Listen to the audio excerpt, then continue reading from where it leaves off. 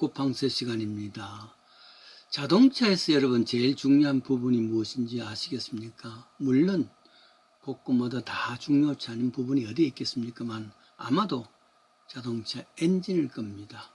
엔진의 파워에 따라서 자동차의 값도 달라지고 또 타는 재미도 달라집니다.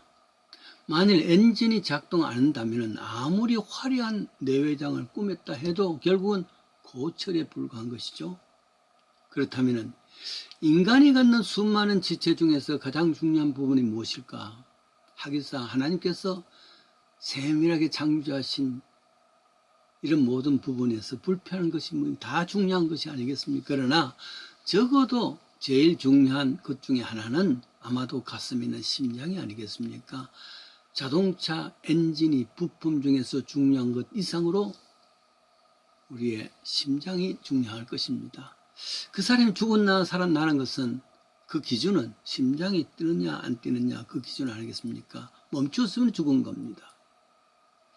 심장은 우리 주먹만한 것이 여기서 하는 일은 뭐냐면은 온몸에 펼쳐진 것이 한 9만 킬로미터의 실핏줄까지 핏줄이 있답니다. 그 핏줄의 구석구석에 산소와 영양소를 공급하는 역할, 그게 심장이 보내는 이야기죠. 1분에 70번 정상적인 사람들의 숫자입니다.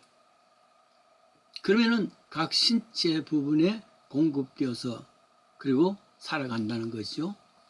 가령 한 사람이 70평생을 살았다면 그 심장이 약 30억 번 펌프질 한 것이죠. 각 지체로 피를 보내고 그랬습니다. 만약에 이 심장 고동이 정지되었다면 죽은 사람이죠. 그렇다면 어떻게라도 이 심장을 살려내는 것, 여러분 심폐소생술이라는 것 아시죠? 이미 심장이 갑자기 멈추게 되었는데 정지된 사람인데 그 사람의 갈비뼈를 강하게 압박하고 심장에 그 머물고 있던 피를 다시 강제로 순환시킬 수 있는 것, 심폐소생술이라 그럽니다. 4, 5분 만에 만약에 심장이 머무고 스탑된 이후에 4, 5분이 지나면 인간은 죽습니다. 대신에 4, 5분 내에 심장을 뛰게 하면은 다시 살아난단 말이죠. 심폐소생술입니다. 그러나 시간이 오래 지나면은 요잉이 살았다 하더라도 식물인간이 될 수밖에 없습니다. 그것을 골든타임이라 그러죠. 그래서 그 4, 5분 정도를 이런 응급치료요법을 심폐소생술이라 하면은 요즘은 기계로 소생하는 심층충격기가 있습니다. AED라 하지요. 여러 곳에 응급처치를 위해서 설치해 줍니다. 제가 아침마다 나가는 글렌뷰 블릭팍에도 그것이 설치되어 있습니다. 그래서 만약에 갑자기 사람이 심정지가 되었을 때 그 기계로 심장을 박동을 다시 일으키는 그 일이죠. 만약에 심장이 정지되었다면 다른 세포들은 아직 살아있어 생명이 있는지 몰라도 서서히 괴사하고 죽음이 되는 것이죠. 주님께서 울고 계시군요. 저도 울고 있습니다. 어떤 목사님의 수필집 제목입니다.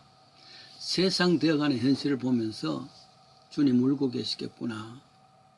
그 목사님 자신도 울고 싶다. 그런 말이죠. 가령 어떤 목사님이 설교에서 있었던 일입니다. 지금까지 목사님에게 그 목회를 돕지 못하고 늘 괴롭힌 한 집사가 있었는데 그 집사님이 얼마 전 자동차 사고로 운명을 달리했습니다. 수요 예배 때 이야기하면서 나를 괴롭히던 사람 그 집사가 죽었어요. 할렐루야 외친 겁니다. 회중들한테는 교회 했을 때 교인들은 무심코 또 아멘 합니다. 이런 설교를 하는 것을 하늘의 하나님께서 보시면 우실 것 같아요. 이 땅의 사람들도 우는데 말이죠. 제가 직접 들은 이야기입니다. 어떤 목사님이 자동차가 너무 형편없는 자동차입니다. 개척교회를 하는 사람 살 수가 없지요. 얼마나 초창기에 어려웠겠습니까? 그래서 기도했대요.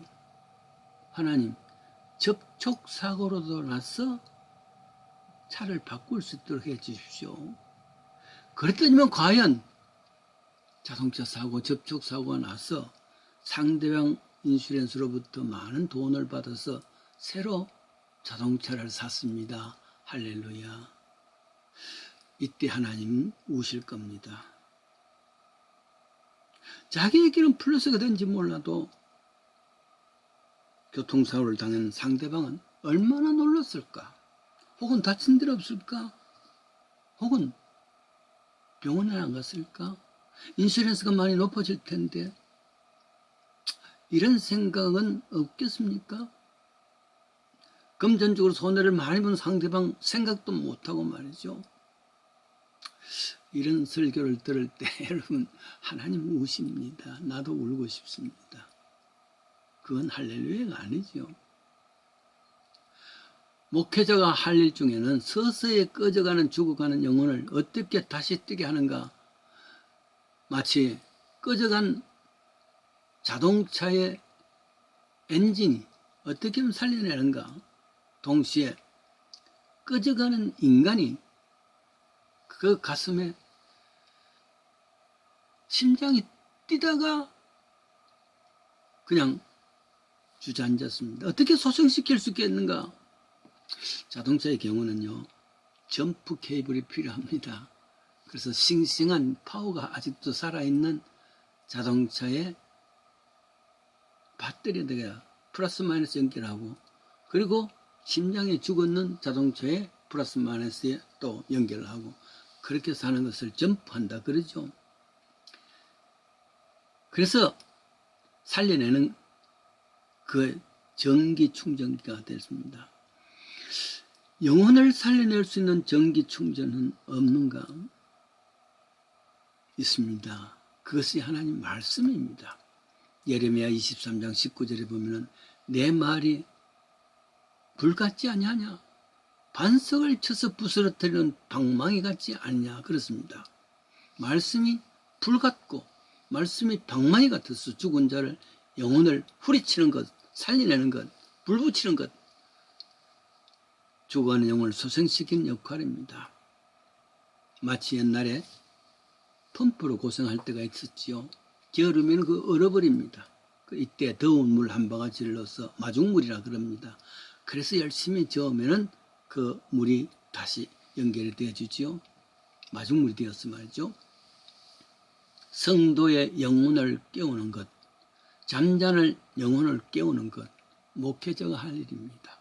그것은 다른 걸 써서 할렐루야 하고서 살려내는 것이 아니라 말씀이 불이 되고 말씀이 방망이 같이 해서 우리를 다시 소생시키는 것이죠. 디포의 소설 로빈슨 클루소 알지 않습니까? 배가 난파되어서 외딴 무인도에 혼자가 되었습니다. 외로움과 무서움 견딜 수가 없습니다. 차라리 죽어버리자 하는 생각까지 했습니다. 그때 항해 출발할 때 어머니께서 주셨던 성경이 생각이 났습니다. 복회 때 그대로 있단 말이에요. 그 성경을 펴보니까 시편 50편 5절입니다. 환난 날에 나를 부르라. 내가 나를 영화롭게 하리라.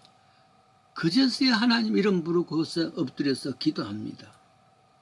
영적 심장에 살아나는 순간입니다. 말씀이 불이 되었죠.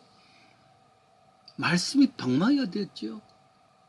그래서 용기를 가지고 견뎌낸 이야기입니다. 여러분도 무서움도 심정이 살아나다 보니까 온몸이 사는 것입니다. 복음은 그래서 죽은 자를 살리는 것입니다. 악마의 하는 일은, 마귀가 하는 일은 사람을 죽이는 겁니다. 복음은 사람을 살리는 겁니다. 심장이 이미 스탑되었다 할지라도, 정지되었다 할지라도 심폐술, 그건 다른 게 아니죠. 기적적인 역사를 통해서 아닙니다. 죽은 자를 살릴 수 있는 그런 힘, 그게 아니에요. 말씀의 힘이죠. 그렇습니다. 올해가 2022년 경인의 호랑이 때라 그러죠. 그 중에 검은 호랑이 흑호 시간에 하렵니다. 흑호는 나무에는 올라가지 못하지만 물에서는 헤엄을 잘 친다 그러죠. 호랑이는 동물을 잡아먹고 삽니다. 두려운 존재입니다. 새해라는 것은 두려운 해입니다. 무슨 일이 날지 모릅니다. 그런데 이때 우리가 이겨낼 수 있는 힘은 다른 데서 오는 것이 아니라 말씀의 힘입니다.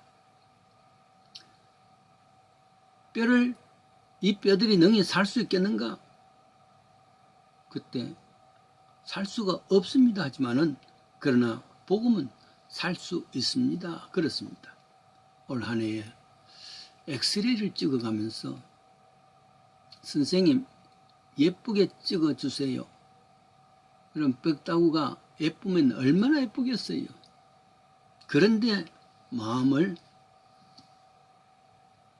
의식을 소비하지 말고 정말 죽어가는 심장을 다시 뛰게 할 수 있는 역사, 교회의 일입니다. 모든 성도가 하는 일입니다. 누구나 할 수가 있습니다. 그것은 예수님의 십자가의 그 심장에 연결시켜주는 점프 역할, 그게 교인이 할 일이고 목회자의 할 일 아니겠습니까? 이 한 해에 심폐소생술, 영적 심폐소생술을 통해서 더 많은 죽어가는 영혼, 스탑되는 그 영혼의 심령을 살리는 일에 정성을 다하십시다.